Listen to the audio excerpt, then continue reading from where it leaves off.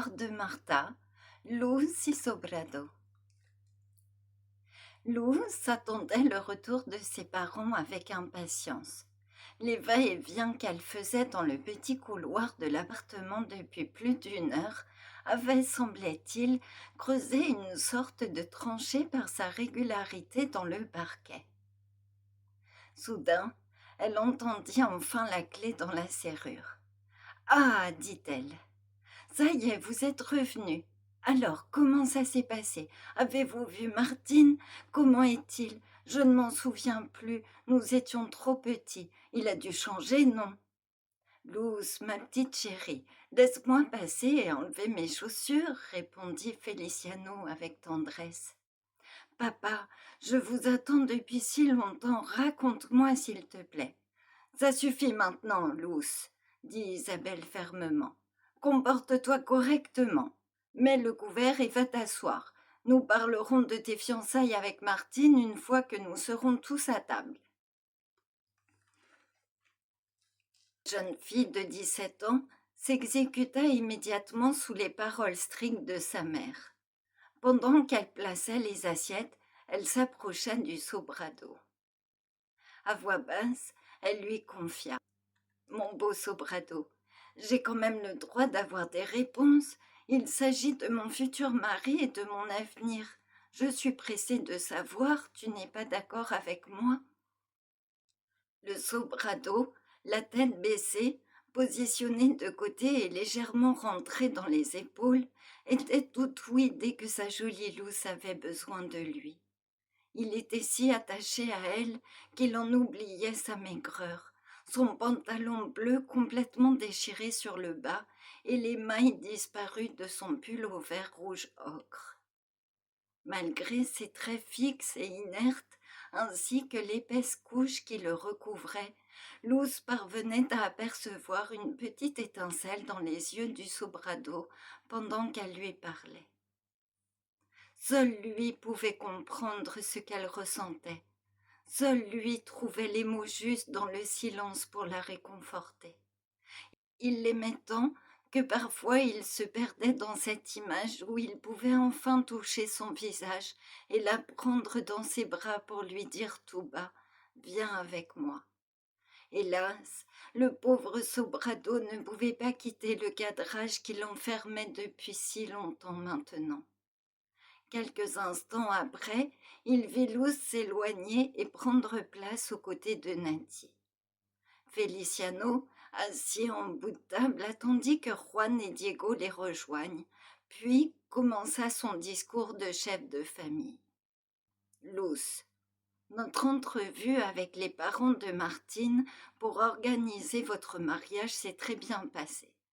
C'est un bon parti et il viendra te chercher samedi avec son automobile, car oui, il en possède une. Et ainsi, vous pourrez faire connaissance. Tu as beaucoup de chance, tu sais. Isabelle ajouta en déposant sur la table l'énorme plat qui contenait un cocido. Ton père a raison. Tu as beaucoup de chance qu'il ne se soit pas souvenu pendant notre entrevue de l'épisode où tu as poussé Martine dans le Rio lors de la fête pour célébrer la Virgen María del Carmen. Tu m'as fait si honte ce jour-là. D'ailleurs, tu fais toujours des choses pour me mettre mal à l'aise. Mais, maman, dit Luz, il se moquait de ma robe et m'avait tiré les cheveux. Dans la cour de l'école, pendant les récréations, il bousculait les filles et soulevait nos jupes pour voir. Ça suffit, Luz, coupa Isabelle excédée. Martine est un garçon bien élevé, et c'était il y a plus de 10 ans. Allez manger maintenant, ça va refroidir. Nati regarda sa petite sœur avec désolation. Juan, l'aîné de la fratrie, était plus que révolté, mais ne pouvait intervenir dans la décision prise par ses parents. Diego, lui, mangeait goulûment. Luz demanda l'autorisation pour quitter la table. Isabelle accepta, mais ordonna à sa fille de cirer toutes les paires de chaussures. « Tu étudieras ensuite, lui dit-elle. » Ce n'est pas le plus important. Apprends d'abord à tenir une maison, à coudre correctement et à tricoter pour préparer l'hiver. Une fois qu'elle eut terminé sa corvée, Luz révisa plus de 3 heures. Elle se coucha ensuite sans faire de bruit pour ne pas réveiller Nati qui dormait déjà depuis un bon moment. Elle était dans un état de tiraillement poussée d'un côté par la joie de se marier et d'un autre par ce choix imposé. Luz espérait de tout son cœur que cette nuit lui apporterait un jour meilleur.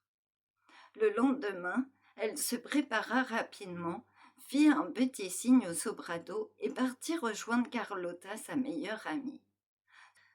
Sur le chemin pour se rendre au lycée, Carlotta demanda: Ça n'a pas l'air d'aller, Luz. Que se passe-t-il? Si, je vais bien, mais je me pose beaucoup de questions. Je dois voir Martine samedi. Mais c'est formidable, tu en as de la chance. On dit qu'il va reprendre la direction de l'entreprise familiale dès cet été quand il aura eu son diplôme d'ingénieur. Oh, mais arrête avec la chance, la chance. Mon père et ma mère m'ont dit exactement la même chose.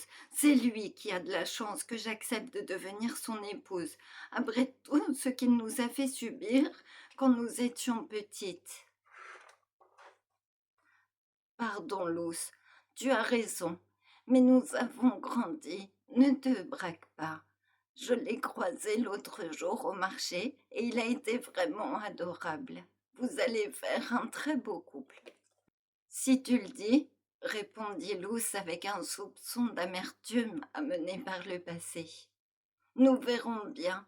Je te raconterai dimanche après la messe. Allons passer notre examen de mathématiques. Tu as révisé, j'espère. Un peu, Luz. Ma mère avait besoin d'aide dans la cuisine pour préparer le dîner avec les parents de Paco. Si tu savais, j'ai hâte de me marier en août. Tu vois, moi aussi, j'ai de la chance, car ils m'ont choisi un bon mari. Est-ce que tu l'aimes? Ce n'est pas la même chose que pour toi, Luz. C'est le fils des voisins. J'ai passé plus de temps avec lui que toi avec Martine. Ce n'est pas ce que je t'ai demandé, Carlotta. Pardon de te secouer, mais ne crois-tu pas que nous avons le droit de choisir nos époux? Bien sûr, Luz, mais parfois il faut savoir saisir ce que l'on nous offre. Et puis, j'ai beaucoup d'affection pour Paco. Il est pharmacien et gagne très bien sa vie. Oui, il est surtout plus âgé que toi, chuchota Luz en entrant dans la salle de classe. Je dis ça pour toi, Carlotta. Je veux que tu sois heureuse. Mais je le suis, Luz, affirma Carlotta discrètement pour ne pas se faire attraper. Le lendemain, jour de rencontre avec Martine, Nati coiffa sa petite sœur comme si c'était une reine. Isabelle entra dans leur chambre et présenta la robe qu'elle avait cousue toute la nuit spécialement pour l'occasion. Tiens, Luz, c'est ta nouvelle robe. Mets-la, s'il te plaît. Luz se retourna et enfila la robe en prenant soin de ne pas défaire sa belle coiffure. Elle est très belle, maman, merci. Il est vrai que cette robe lui sied à ravir, mais Luz aurait préféré un tissu un peu moins enfantin. Elle aurait voulu tout simplement choisir elle-même le tissu, comme son futur époux d'ailleurs. Soudain, Martine tambourina à la porte. Dans un sursaut, Luz se regarda une dernière fois pendant qu'Isabelle la prit par la taille sèchement pour l'emmener. Lorsque Feliciano ouvrit la porte, Martine entra intrusivement sous les yeux hurleurs du sobrado. Ouah, Luz, que tu es jolie, cria le garnement qu'il était autrefois. Bonjour, Martine. Merci, répondit Luz froidement.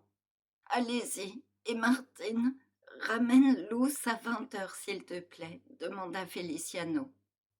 Oui, bien sûr, répondit Martine en posant sa main sur l'épaule du pauvre homme qui regarda sa fille cadette devenir une femme. Luz criait horreur intérieurement, car cela lui faisait plus de 6 heures à passer avec lui. Nati les bras ballants, assista au départ de sa petite sœur sans pouvoir lui dire un mot. Luz regarda son père, puis le sobrado et descendit les marches lentement. Martine, complètement surexcitée, ouvrit la porte de son automobile puis démarra en trombe. Une fois arrivés au village du bas, ils décidèrent de marcher le long de la plage. Martine ne cessait de parler de lui, de ce qu'il avait fait, de ce qu'il allait faire, de ce qu'il aimait, de ce qu'il détestait, et Luz écoutait patiemment. En début de soirée, ils prirent un verre dans un bar et Luz pensait pendant qu'il parlait encore et encore. Qu'est-ce qu'il est arrogant, mais je dois bien avouer qu'il est drôle et très bel homme. À 20 heures, Martine, exaltée, ramena Luz et la supplia de l'embrasser. Voilà, j'espère que cette première partie vous a plu et je vous donne rendez-vous dans 2 semaines pour la suite de cette nouvelle petite histoire de Martha.